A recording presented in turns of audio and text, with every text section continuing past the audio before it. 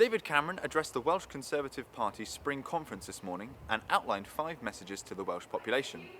Cameron played to the audience, and after the Welsh national anthem was played in the room, he announced that Wales isn't Labour or Plaid, it's Conservative. After 5 years of government, what do we see? Out of the ashes of the Great Recession, a new Wales is being born, one that is growing faster than any other UK nation, and actually faster than France and Germany too. The Prime Minister highlighted growth of industry, the turnaround of the economy, and the importance of devolution. He said that this is real power for Wales, an assembly that isn't responsible for just spending money, but actually having to raise it.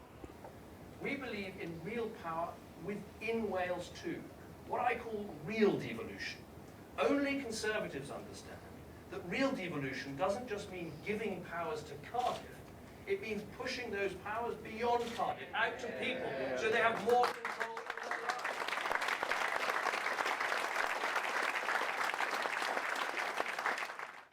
The conference continues throughout the day and concludes tomorrow evening. I'm Sam Neve, reporting for Exposure News from the Swalek Stadium.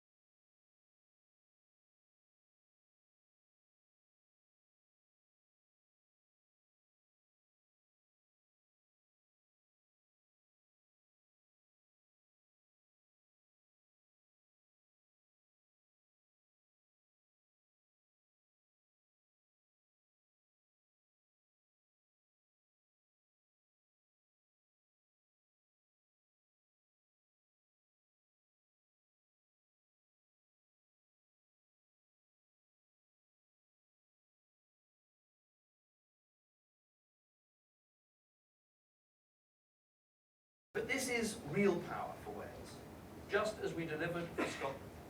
We said we'd have those powers ready by Burns Night, and we did. And here we are, 2 days from St David's Day, with powers for Wales on the table. And by real power, I mean real responsibility. An assembly not just responsible for spending money, but actually having the responsibility of having to raise it too. And let me say this as well, and this is so important for Conservatives.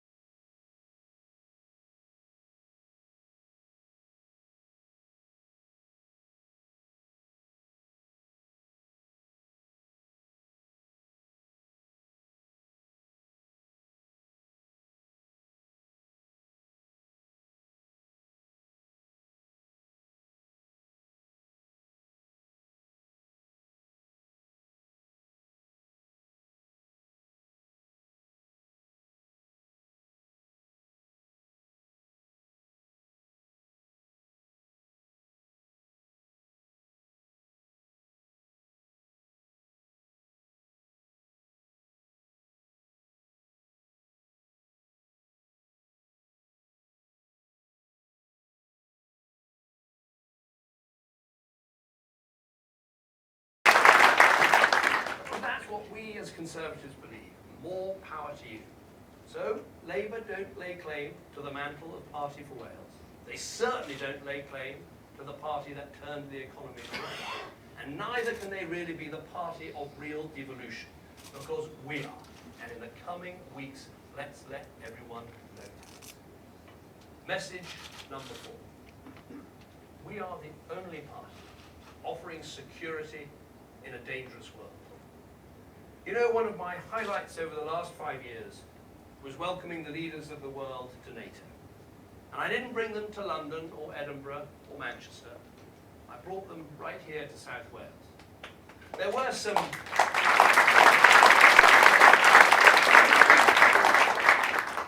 quite similar, actually. Go to Celtic Manor, you don't get a game of golf. It's a familiar club. There were some great moments there at Celtic Manor. Seeing the tanks and the fighter jets parked on the fairway, hearing Barack Obama wishing everyone Bore Da, watching presidents and prime ministers leave with goodie bags of Welsh cakes, whiskey, and the works of Dylan Thomas. But this was about something more than showing off Wales to the world. It was about Wales and Britain's place in the world. Because when you look around, we live in an increasingly dangerous and insecure world. The only certainty is uncertainty. And let's not be in any doubt. The threats that we see, the threats to our security and stability, they are threats to us right here at home. When we're fighting Islamist extremism, we're not just dealing with something that is wrecking countries from Iraq to Syria, from Yemen to Nigeria. We're dealing with something causing people in our own country, men from Cardiff, girls from outstanding schools in London, to be taken in by this poisonous ideology and to turn against the country where they were brought up. So these are threats on our own streets, in our own communities. And when it comes to Ukraine and the appalling actions promoted by Russia, it's not just that from history we know we mustn't appease bullies trying to redraw the map of Europe and that we need to stand up to them. It's this. In the end, we know that our own economic success and our own national security depend on maintaining a system where people obey the rules. I'm a Conservative. I know that security is the first responsibility of government. And I have a very clear view. I will do whatever it takes to keep our country secure. Whether it's making sure we have strong defences, whether it's renewing our nuclear deterrent, whether it's equipping our armed forces with the new technology that they need, whether it's ensuring our intelligence services can intercept and stop terrorist plots even when they're using the most modern technology, whether it's passing laws in Parliament to make us more secure, as we've had to do twice in the last year,